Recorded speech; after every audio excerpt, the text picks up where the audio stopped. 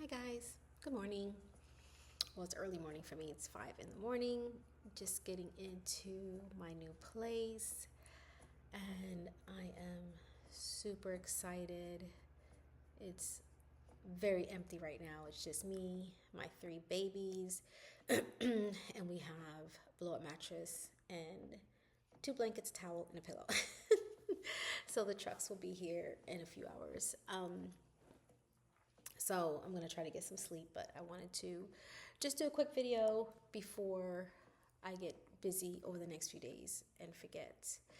Today was a very trying day. So I just wanted to talk about that, especially to survivors. Um, yeah, especially to survivors on why I chose this move. And, because there was a lot of question about it, like, oh, why did I choose to move so quickly? And even though I had been talking about it since February, but why did I choose to move? Why did I choose to move without having a job lined up? Um, there was no reason for me to just choose a place to move when I have a house that I own, and um, you know, why do this? And so abruptly. And a lot of people's been following my journey, and everything that I've been through, and this was a spirit-led move. And you can't live on both sides of the tracks, pretty much. You can't say, I live by faith, but then don't go. That's just my personal opinion. You can't say God's going to tell me to go, but then don't go. Be like, yeah, God's telling me to go, but I'm waiting for that job. God's telling me to go, but I'm waiting for my bank account to say I got this money. Like, what are you doing? Like, if God's telling you to go, you go. And He's going to make sure things are aligned, whether it's going to be people's going to help you along the way, or the job's going to align, or whatever the case is going to be. But if you're someplace where you're not meant to be, He's going to tell you to go. And I was someplace I did not need to be.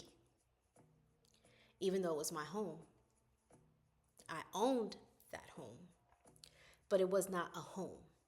You understand? That home was a house full of pain for me and my children, not peace. That house may have looked like a home from the outside, but inside it held memories to me of grief, abuse, betrayal, exhaustion. I was surviving in that house. I wasn't living. Every room I went to was a memory. It was a memory. It wasn't a good memory. It was a painful memory. I go outside, there's a memory. It wasn't a good memory, whether it was the backyard or the front yard, the garage, the bathroom. I was surviving in that house. It was draining me. I wasn't living. I was surviving. And that's not a way to live. That's not how God intends for us to live. And that's not how He wants me to live in this part of my life. This part of my life is about peace. It's about love. It's about joy. And I keep preaching that.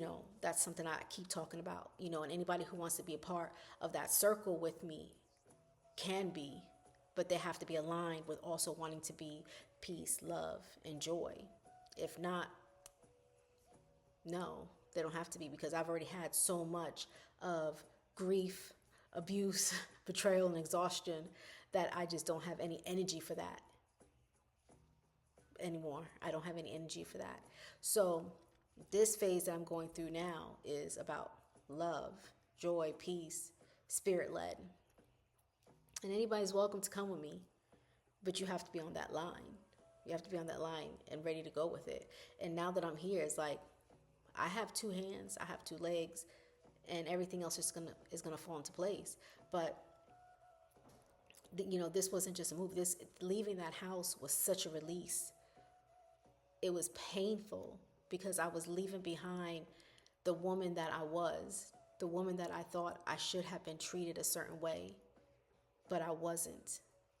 The woman that was hurt, the woman that who was abused, the woman that was spoken down to, the woman who was disrespected. You know, when I cry, I don't cry for the relationship. I cry for the person that I was. And people need to remember that. People think, oh, when an abuser cries and when a survivor cries, they're crying because they miss that person. Oh, that person still has a hold on you. No, that person doesn't have a hold on you. You're grieving yourself.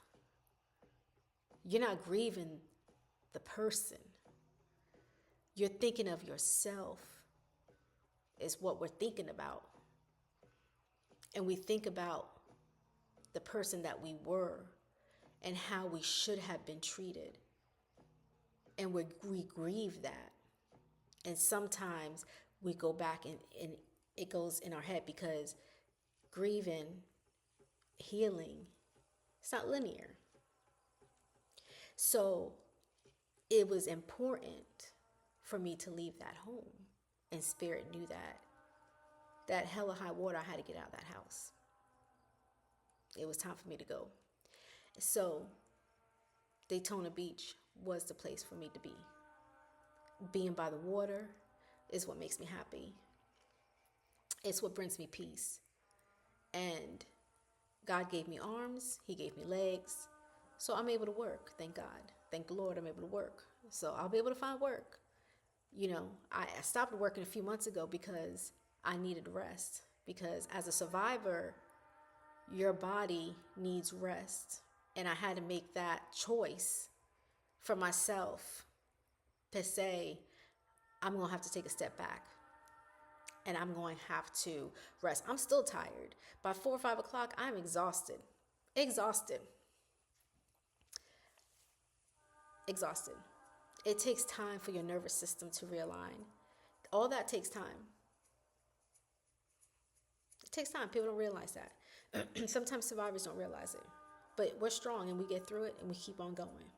We keep doing what we need to do because that's what we're trained to do. And I'll keep doing it because that's what I'm trained to do for years.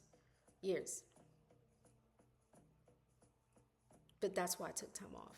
That's why I took time off and I traveled for myself to do what I needed to do to find my peace, to rest because my body needed it. I needed that rest. That rest was important for my mental health, for my physical health, my emotional health.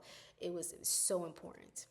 Now that I'm home, a new home with no past, fresh walls, white paint, a new home for me that was provided, I can now create memories, new memories for me, my daughters, my family.